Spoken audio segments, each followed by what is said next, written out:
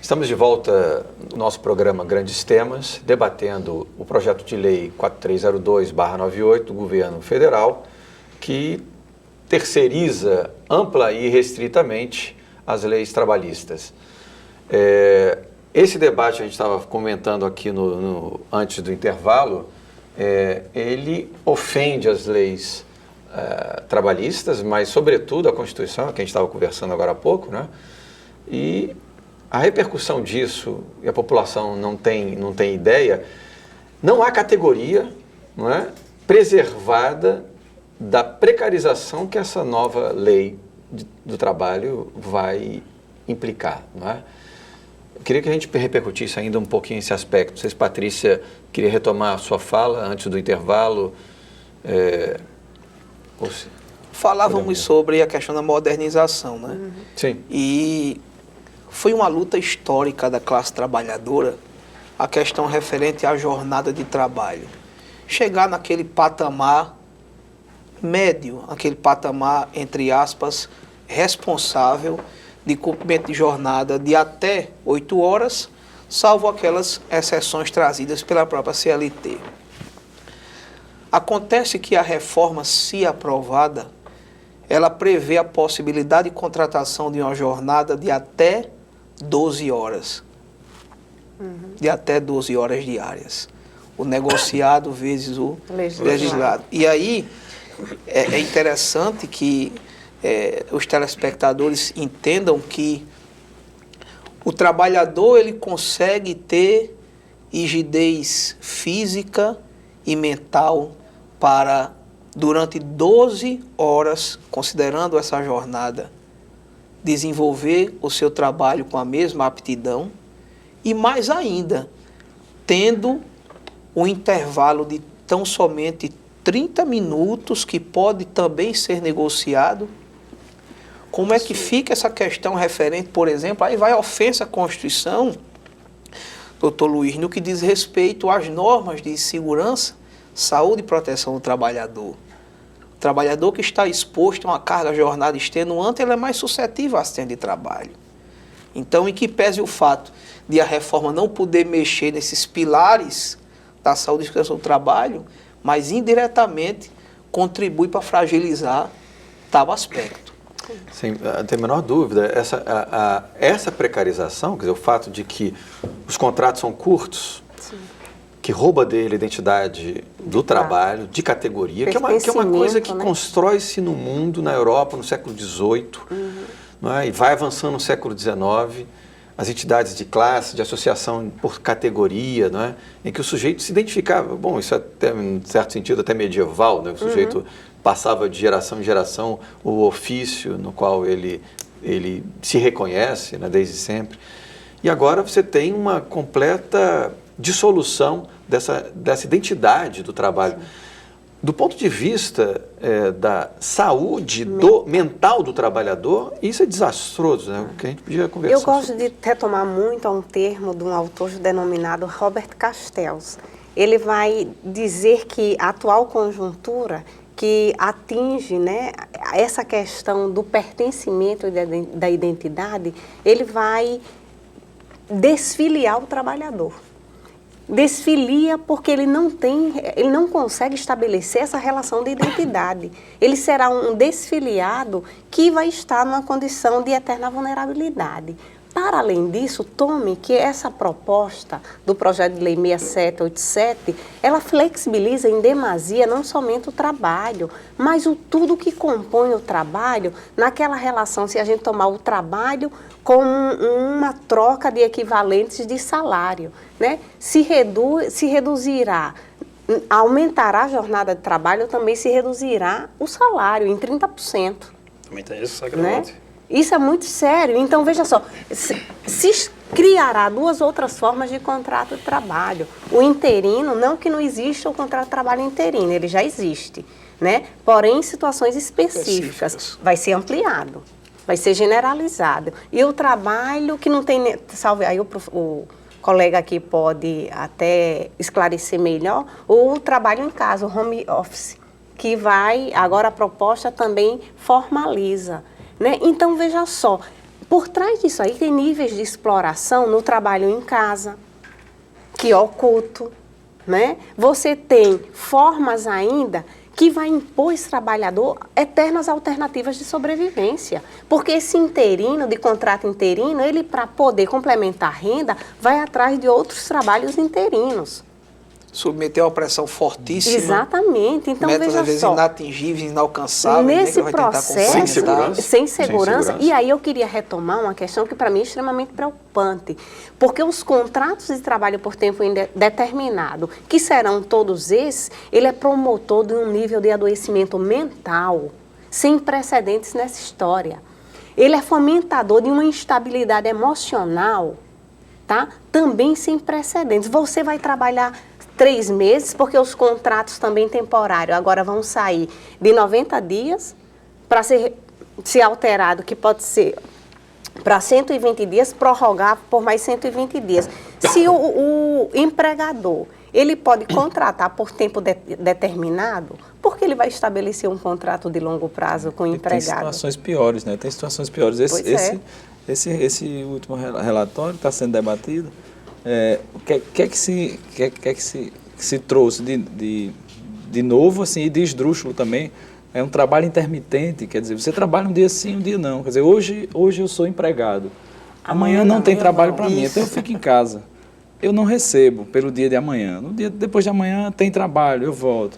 Depois de amanhã, se eu arrumar um bico e não quiser vir, eu sou penalizado. Então, assim, quando chegar o fim do mês que eu precisar pagar, né, fazer a minha feira, pagar o supermercado, conta de água e de luz, eu vou pagar a luz só os dias que eu trabalhei, eu vou ter gasto água só os dias que eu trabalhei, né? Os meus filhos só vestem no dia que eu trabalhei. E aí ele vai ganhar por Então, hora aí- trabalhada aí vai ganhar ou um por terço do salário produtividade. mínimo. Exatamente. Isso já, inclusive já vem acontecendo. As grandes Exatamente. indústria de confecções aqui no Rio Grande do As Norte facções. já estão fazendo as facções. As facções. Então, assim, E os tá sendo trabalhadores... quarteirizado, na verdade. É uma exatamente. quarteirização do trabalho. Esse termo já Você está na... a Graça Druck, Eles criam uma né? cadeia, e aí é onde entra, quer dizer, a exploração do trabalho, porque vai trabalhar sobre produção, dado uma meta para que você produza tantas Olha, peças e vocês A exploram questão vai aquilo ser o no trabalhador. seguinte, os trabalhadores viverão de relações provisórias. Provisórias, Precárias, provisórias. Extremamente baratas. E com isso a tendência é de aumentar o Sim, caos aí- Extremamente social. baratas. Extremamente barata, porque, olha, numa situação de crise, tá? De diminuição na oferta de empregos. Então, o trabalhador se submete a qualquer coisa, porque ele vai viver o dilema entre, e isso é muito perverso, ou o desemprego ou a precarização do trabalho. Você vai optar pelo quê?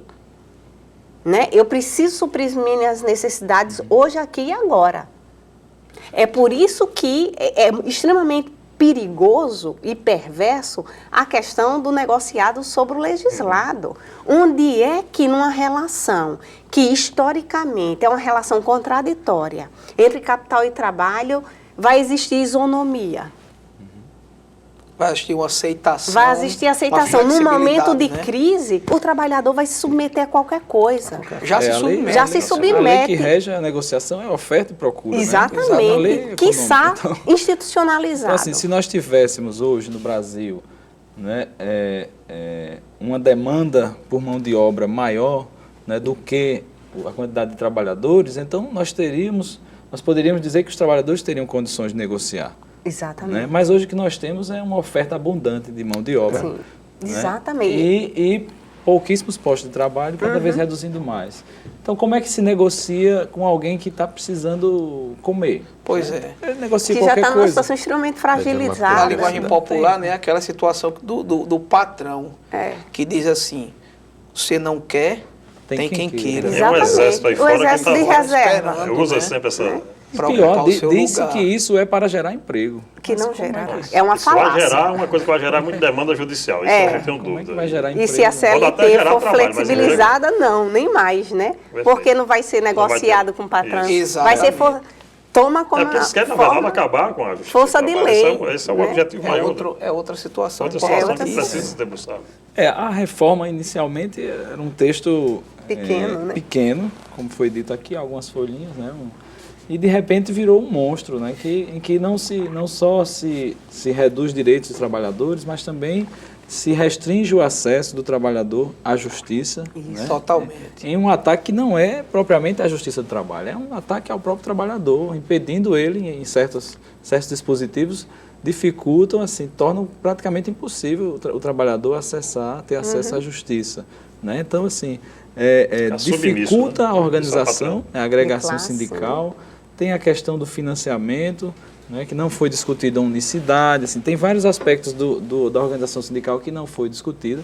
A terceirização em si já é um elemento de desagregação, né, porque hoje, por exemplo, é um setor que deve, né, um setor econômico que deve estar salivando, né, para botar em prática a lei da terceirização, o setor bancário. Né, os bancários têm historicamente várias conquistas, né, várias conquistas sociais. E de repente se permite a terceirização daqueles postos de trabalho. Então, o que é que vai acontecer? Daqui a uns dias não teremos mais bancários, né? Teremos a categoria dos caixas, a categoria dos atendentes de autoatendimento, teremos a categoria da retaguarda, teremos várias categorias desagregadas, né, em seus sindicatos pouco representativos, né, e cada vez mais vulneráveis em face de qualquer negociação.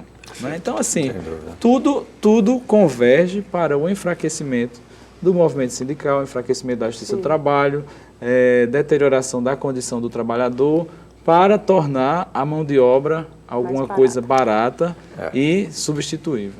Agora, eu queria só fazer um parênteses, que existe na verdade, uma cegueira, né, de quem defende esse tipo de coisa.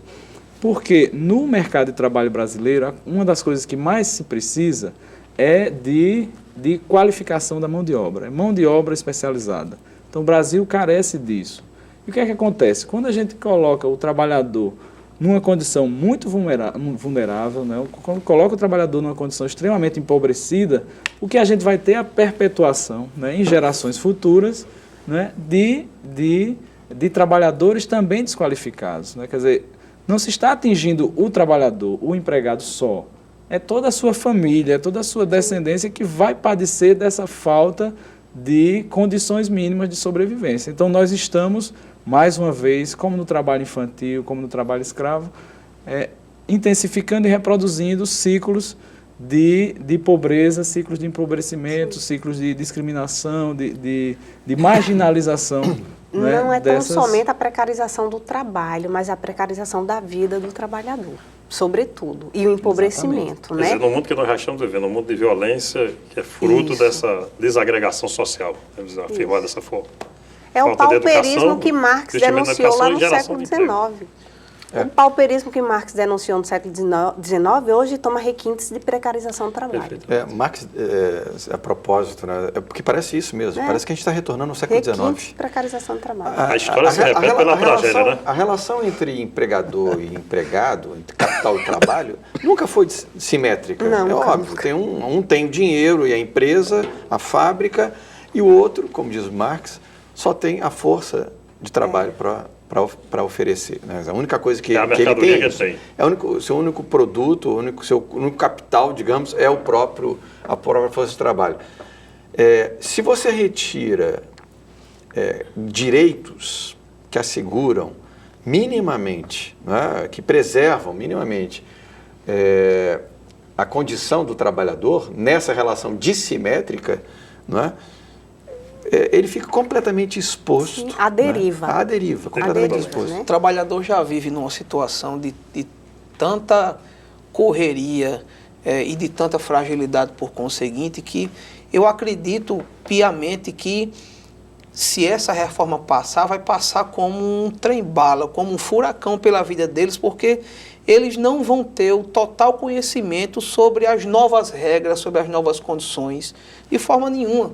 E eu acredito que o governo propositadamente está colocando esse tema da reforma trabalhista e previdenciária como uma cortina para esconder toda a crise econômica decorrente desses escândalos.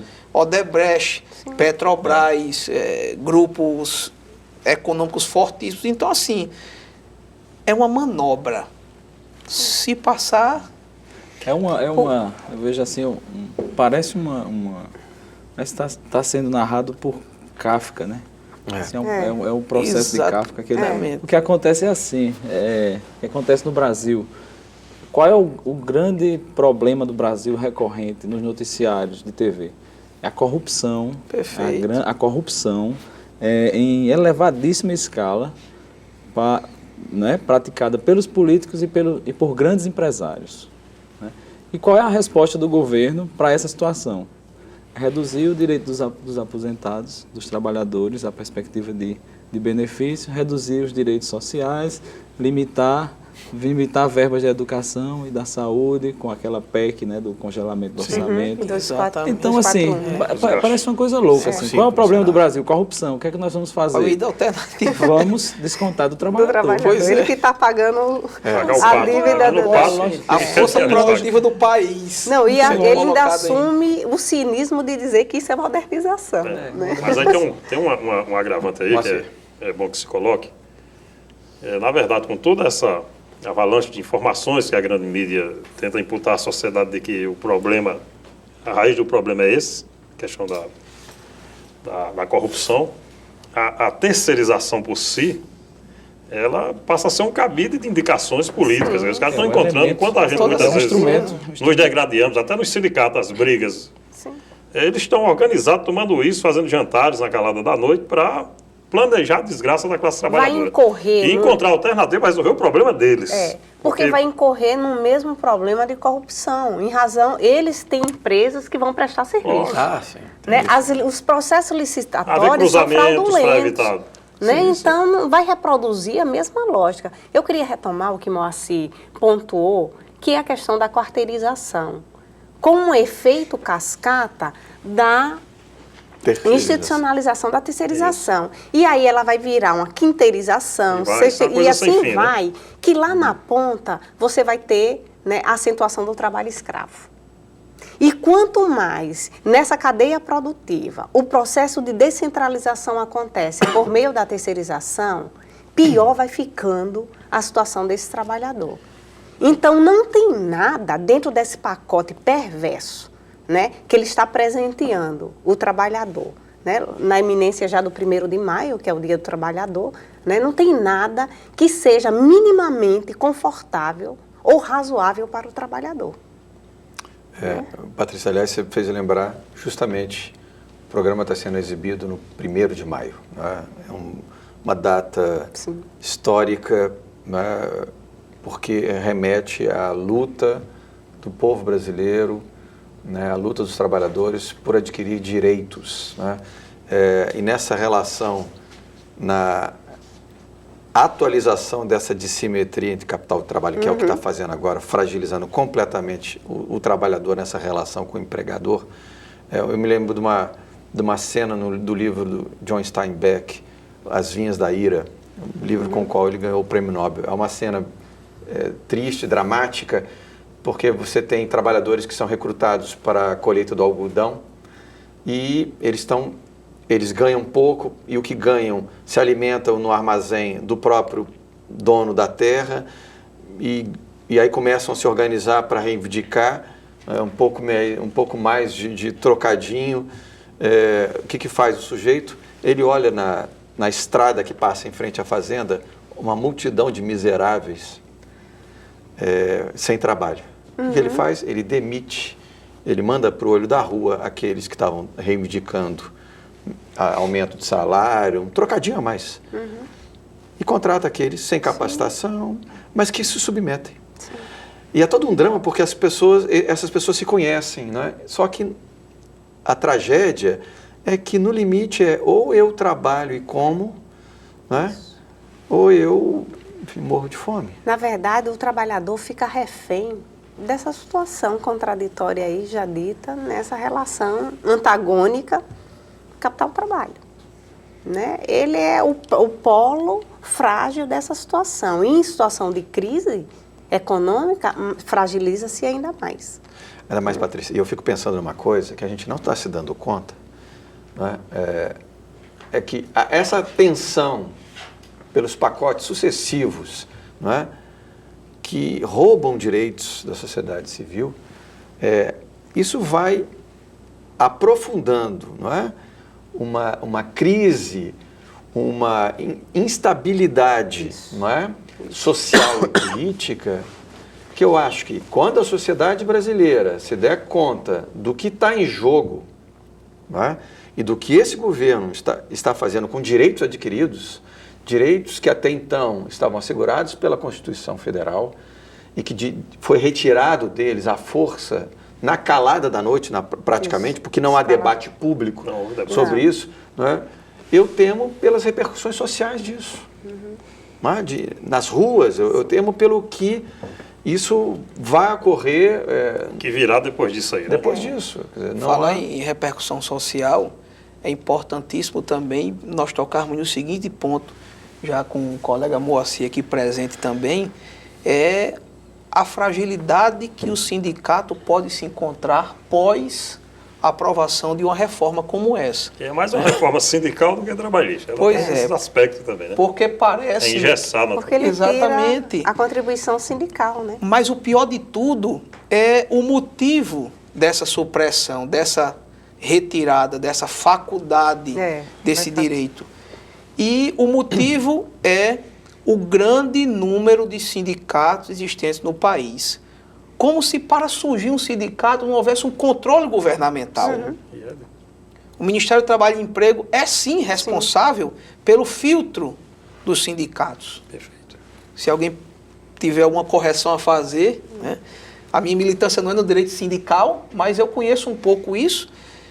Mas a grande sacada é: a origem é fascista. Isso soa mal, parece pejorativo aos ouvidos do trabalhador. Mas a origem do sindicato não é só fascista, decorrente do fascismo. Advém lá das corporações de ofício, quando os trabalhadores se agrupavam buscando uma melhor qualidade de vida e de trabalho. Revolução Industrial, que é um grande marco. Mas o relator da proposta, ele insiste em focar nesses tópicos. Né? O debate deixa de ser político e torna-se ideológico. Pois é.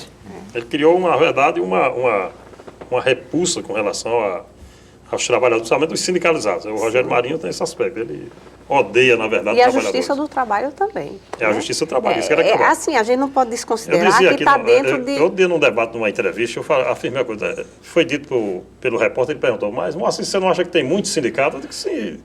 E que há sindicatos, como diz o Rogério Marinho, de sovaco, de axila, que o cara bota debaixo do braço, carrega aqui. Ele diz bem isso, é bem Eu até que concordo que agora, em todas as áreas, em todos os segmentos, temos bons profissionais e temos profissionais ruins. Eu estive em 2010 participando de um encontro internacional em Manágua, e eu ouvi do presidente, na época, secretário-geral da Central dos Trabalhadores Cubanos, onde ele afirmou: nós, trabalhadores, nós os representantes sindicais, nós temos que ser os melhores trabalhadores.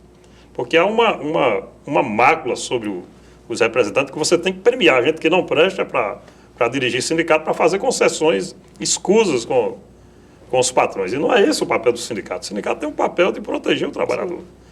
Claro que se há erros em sindicatos, precisa ser corrigido. O Ministério Público tem, inclusive, ter um papel fundamental em buscar identificar sindicatos que não, de fato, representam categorias, para que haja ajustes.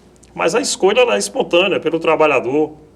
Uma afirmação que a gente precisa falar sobre o imposto sindical, ele não é único e exclusivamente para o sindicato. Ele serve também para investimentos sociais, como o seguro-desemprego, que é coisas também que o governo precisa encontrar alguma alternativa para tirar, que ele não quer, de fato, ter responsabilidade social com a sociedade brasileira. É uma coisa assim, mais impressionante com a inclusão desse tema nessa reforma trabalhista, que como é que se considera uma coisa dessa urgente ou de alguma forma relacionada com crise econômica? Sim, o trabalhador dá um dia do seu serviço por ano para financiar a organização sindical. Sai do trabalhador, vai para o sindicato. O que é que isso tem a ver com crise? Com o governo. Tem a ver com orçamento, o patrão não paga nada e tanto não tem a ver com crise e qual é a urgência disso? Isso é uma coisa que existe há décadas. Então, assim, por que isso precisa ser votado de um mês para o outro? na maior celeridade possível. Isso mascara os interesses que estão por trás disso aí. A Completamente. grande questão... acabou. Fiesp, não? Exatamente. Não, E outra coisa, na frente, tem uma né? discussão aí, que está aí por trás disso aí, que embasa, é uma posição política ideológica do ponto de vista econômico e político. Então, é o discurso e também a ação de menos Estado. Isso. Menos Estado, mais mercado. Agora, o Estado sempre é mínimo para o trabalhador e amplo para o capital. Perfeitamente. Essa é a lógica. A questão do sindicato é minar com um processo que vem dos anos 90, com o projeto neoliberal. Minar as possibilidades do sindicato. E agora mais do que nunca. E aí eu levo em consideração toda a sua observação, porque é urgência. Então, o governo não tem nenhum receio em vir para a TV e dizer, olha, eu sou impopular e é o momento de tomar as medidas impopulares. E eu preciso disso em regime de celeridade, tudo aprovado. Quando tem inúmeras coisas aí acontecendo, eu acredito num golpe, que a gente viveu um golpe aqui, né? E tiveram os sócios do golpe, dentre eles a Rede Globo. E o golpe continua, o golpe que continua do golpe. Exatamente com seus interesses. As reformas fazem parte desse projeto. Fazem, né? E aí se vende, se veicula, né? Como se fosse necessário, fundamental e premente toda a mudança. Né? E está aí, a Rede Globo que controla 70% das mídias de um país. O que é que chega para a população? O que nos escandaliza é que uma reforma dessa magnitude e tocando direitos, né, adquiridos, tocando legislação trabalhista, histórica, tocando as conquistas que estão lá consagradas na Constituição, isso deveria ser discutido como um projeto político, não é, mais amplo com a sociedade brasileira, por um governo legítimo. Essa discussão não estava na pauta, no projeto, no programa de governo do governo que se elegeu, do qual o senhor Michel Temer era o vice. Isso não fazia parte do governo. Ele assume depois de um golpe parlamentar e implementa uma série de mudanças que não estavam sendo discutidas com a sociedade brasileira. A sociedade brasileira foi pega, e estamos sendo pegos de surpresa, porque não há um debate público de algo que não estava posto como um compromisso de governo, do governo que assumiu com a eleição da presidente Dilma Rousseff. Então, a sociedade brasileira tem toda a razão de se opor, não é, a essa série de medidas intempestivas desse governo, porque ela não foi convocada para conversar, né, para dialogar e para opinar. Não deu uma credencial para que o governo fizesse. Sem legitimidade. E o governo sofrendo pressão dos financiadores do golpe. E de quem os financiou, os financia, né? De quem paga a conta deles. O tema nos escandaliza, nos toca a todos e eu sei que a gente teria muito mais para dizer, mas eu quero agradecer a presença de todos vocês que participaram desse Grandes Temas de hoje, dia 1º de maio, discutindo essa lei da terceirização, que infelizmente... E o 1º de maio, que foi uma luta pela redução da jornada de trabalho, que hoje, infelizmente, nós estamos recebendo de presente. Exatamente. Presente de grego aí. A destruição das leis trabalhistas. Mas que nós pudemos aqui... das conquistas dos trabalhadores. Tragicamente, né? Mas que pudemos aqui, pelo menos, facultar a sociedade do Rio Grande do Norte um pouco mais de informação sobre o que se passa, sobre o que atinge a vida deles, não é? Quero agradecer a presença de vocês também que estão em casa, nas suas casas, e esperamos vocês na próxima semana, no próximo programa Grandes Temas. Uma boa noite.